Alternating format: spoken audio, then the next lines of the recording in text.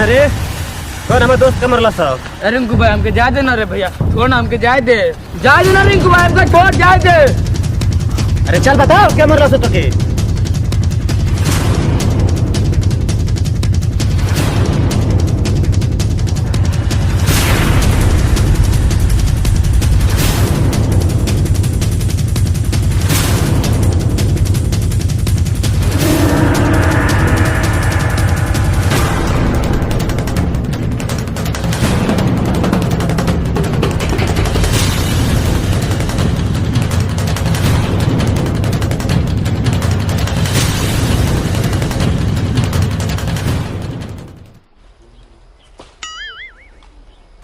करे इहे मरला सा? इहे बतिया न कहत नहीं। हाँ झटका बार तोला खेसारी के दादा बनता ला। ये साला तो देखे में बॉडी बिल्डर लगता रे, बड़ी मार मारे। वो घरी मरला सा, एगो घरी तू दोबारा मार खेबा, हमारे के बुझा न गई। करे अइले हमरा के मारे खातिर डंडावा काहे के फेंक देले ह बता?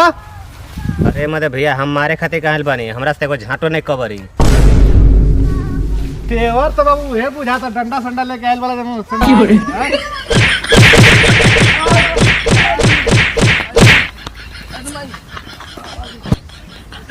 चलो सर।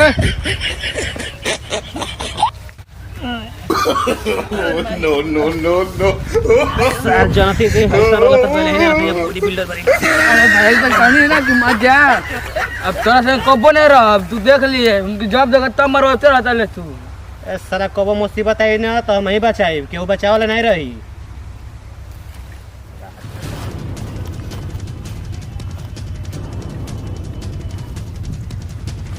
साला चुत्ता कुत्ता हराम खोर, जल्दी बुला अपने दोस्त के, नहीं तो मार के हम नहीं अपन दोस्त के बुलाए, कुछ हो जाए अब अपन दोस्त का जान हाजिर न डाला। अरे ये नहीं बोलाई, मार इसको।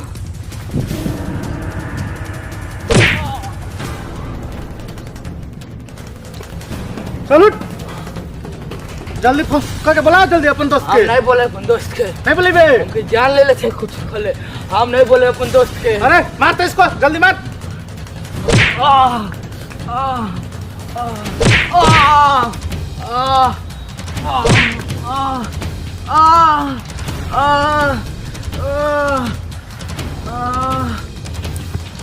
चल नहीं पड़ेगा, रुको रुको हम फोन के बुलाओ थे अपन दोस्त के। जल्दी दे दोस्त चल बोलो जल्दी दे, हम बुला दे। बोल बोल चल नंबर चल, बता। जल्दी बोल बोल। 97 सुता के। अरे ये कैसा नंबर है रे? ये नंबर वे हाँ ये हाँ चल बोल बोल। 97 सुता के, हाँ। 98 उठा के, हाँ। 99 दिन निहुरा के। हेलो, तोर दोस्त के बंदी बना के रखले बानी, जल्दी आ नहीं तो मार के खत्म कर दे।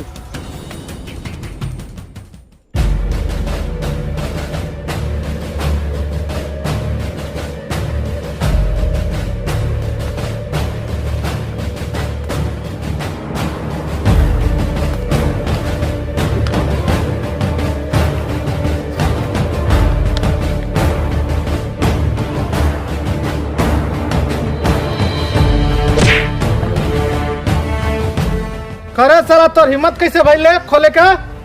हाँ हम तो खोले खाते बोले ले नहीं, हमारा दोस्त के मार दले वाले रे। अरे हमारा से दुश्मनी बा, हमार दोस्त काहे के मरले है? हमार दोस्त का जख्म का पाई पाई का हिसाब ले। अरे साला ये तो ढेर बोला तारे, एक मार से साला के।